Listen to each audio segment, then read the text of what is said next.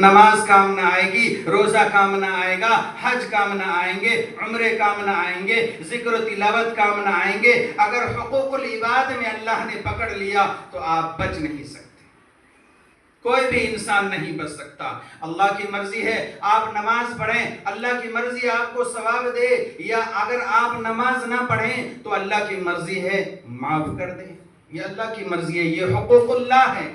لیکن اگر آپ نے لوگوں کے حق ادا نہیں کیے، اپنے سے بڑوں کا حق ادا نہیں کیا، ماں باپ کا حق ادا نہیں کیا، بہن کا حق ادا نہیں کیا، چچاؤں کا حق ادا نہیں کیا، رشتہ داروں کا حق ادا نہیں کیا، پڑوسیوں کا حق ادا نہیں کیا، یہ وہ حقوق العباد ہے جس میں آپ سب پکڑے جائیں گے، ہر انسان پکڑا جائے گا۔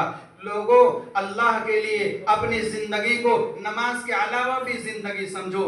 جہاں آپ رہتے ہیں صرف ہم یہ سمجھتے ہیں کہ مسجد میں ہی اللہ ملتا ہے، ایسا کچھ نہیں۔ ہمارے گھر میں بھی اللہ ہے، آپ کے گھر میں بھی اللہ ہے، بازار میں بھی اللہ ہے، کھیتوں میں بھی اللہ ہے، جنگلوں میں بھی اللہ ہے، دن میں بھی اللہ ہے، رات میں بھی اللہ ہے۔ صبح بھی آپ اللہ کی نگرانی میں، شام میں بھی آپ اللہ کی نگرانی میں، دن کے اجالے میں بھی آپ اللہ کی نگرانی میں، تنہا بیٹھے ہیں تو بھی اللہ آپ کو دیکھ رہا ہے، رات میں ہیں تب بھی اللہ آپ کو دیکھ رہا ہے۔ آپ جہاں ہیں جس حالت میں بھی ہیں اللہ کی حد میں ہیں، اللہ کی حد سے باہر نہیں، اللہ کی پکڑ سے باہر نہیں، اللہ کی نظر سے باہر نہیں، آپ اللہ کی حدود سے باہر نہیں ہو سکتے۔ آپ اپنی مرضی سے بول نہیں سکتے، بات نہیں کر سکتے، اجازت ہے ہی نہیں۔